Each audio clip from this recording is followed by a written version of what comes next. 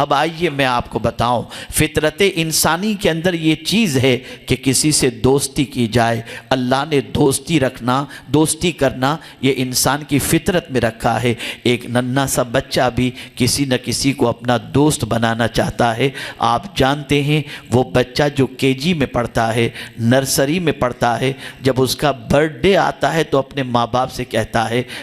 اپنے دوستوں کو بلانا چاہتا ہوں۔ بچہ بھی دوست بناتا ہے اور اس کے بھی دوست ہوتے ہیں۔ میرے پیارے آقا صلی اللہ علیہ وسلم کے پیارے دیوانوں، اسی طریقے سے جوانوں کے بھی دوست ہوتے ہیں، اسی طریقے سے ہر فیلڈ کے انسانوں کے اپنے اپنے دوست ہوا کرتے ہیں۔ آدمی دوست کا انتخاب اپنی طبیعت کے مطابق اور چوائس کے مطابق اور فکر کے مطابق کرتا ہے۔ ایک ڈاکٹر ہے تو دوستی کرے گا کسی اچھے بڑے ڈاکٹر کے ساتھ اگر اس کو ترقی کرنی ہے۔ انجینئر ہے تو انجینئر سے دوستی کرے گا، عالم ہے تو عالم سے دوستی کرے گا، حافظ ہے تو حافظ سے دوستی کرے گا، تاجر ہے تو تاجر برادری سے دوستی کرے گا۔ یہ آپ دیکھتے چلے جائیں گے دنیا کے انسانوں کا مزاج ہے کہ وہ اپنی طبیعت کے مطابق دوستوں کا انتخاب کرتا ہے۔ آج کی پوزیشن جو سب سے بڑی تباہی کی بنی ہے وہ یہ ہے کہ انسان نے قرآن کے دستور کے مطابق دوستوں کا سلیکشن نہیں کیا،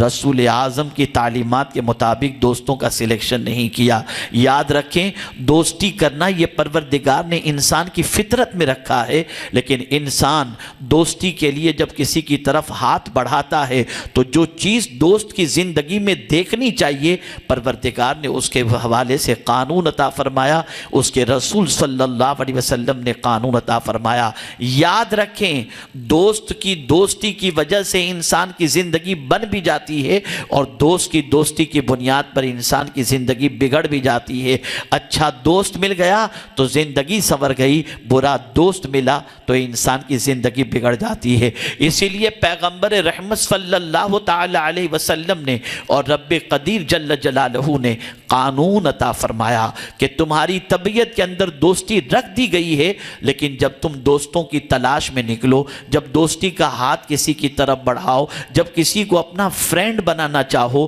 تو خبردار ہر کسی کو اپنا دوست مت بنانا، ہر کسی کی طرف دوستی کا ہاتھ نہ بڑھانا۔ لیکن آئیے میں اس کو تھوڑا سا سمجھانے سے پہلے تھوڑی سی آپ کی توجہ اس طرف لے چلوں۔ آج انسان کس کو دوست بنانا چاہے گا تو آپ دیکھیں گے انسان اس کو دوست بناتا ہے جس کی پہنچ بہت اچھی ہو، انسان اس کو دوست بناتا ہے جس کے پاس سرمایہ کی فراوانی ہو، انسان اس کو دوست بناتا ہے جس کے پاس پیسوں کی قلت نہ ہو، انسان اس کو دوست بناتا ہے جس کا اثر و رسوخ ہو، انسان اسے دوست بناتا ہے جو مصیبت میں کام آنے والا ہو۔ لیکن اس دوست کا انتخاب جس طریقے سے بہت سارے معاملات کے اندر مغربی سوچ نے ہمارے دماغ کے اوپر کنٹرول کر لیا، ایسے ہی دوست بنانے کے اندر بھی مغربی فکر نے ہمارے دل و دماغ پر تسلط جما لیا ہے، اور وہ یہ ہے کہ ہم جب کسی کو دوست بناتے ہیں، توجہ چاہوں گا اس جملے پر، ہم جب کسی کو دوست بناتے ہیں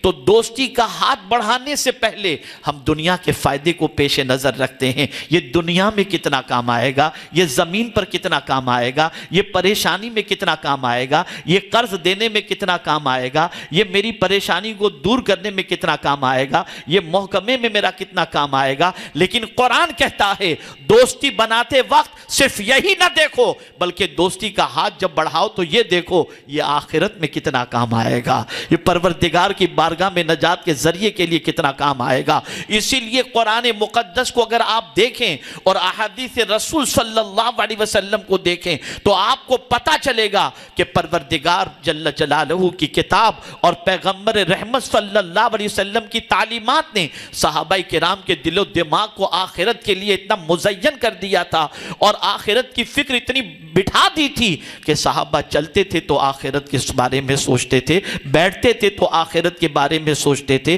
اٹھتے تھے تو آخرت کے بارے میں اٹھتے تھے۔ ان کے دل و دماغ پر ہمیشہ آخرت آخرت اور آخرت ہی تھی، اس لیے کہ وہ جانتے تھے کہ دنیا کی مصیبتوں کا ایک نہ ایک دن اینڈ ہونے والا ہے، آخرت کی مصیبت کا کوئی اینڈ نہیں ہے۔ اللہ اکبر۔ اب میں آپ سے پوچھنا چاہتا ہوں، ہم دنیا کے دوستوں سے، دنیا کے انسان سے دوستی کرتے ہیں تو دیکھتے ہیں پولیس میں اس کی پہنچ کتنی ہے، دنیا کے انسان سے دوستی کرتے ہیں تو سوچتے ہیں منسٹر تک پہنچ کتنی ہے، دنیا کے انسان سے دوستی کرتے ہیں تو دیکھتے ہیں پرائم منسٹر تک کتنی پہنچ ہے، لیکن خدا کی قسم صحابہ دوستی کرتے تو یہ دیکھتے تھے کہ اللہ تک اس کی پہنچ کتنی ہے، رسول تک اس کی پہنچ کتنی ہے، تاکہ اس کے قریب ہو کر ہم اللہ کے بن جائیں، اللہ کے رسول کے بن جائیں۔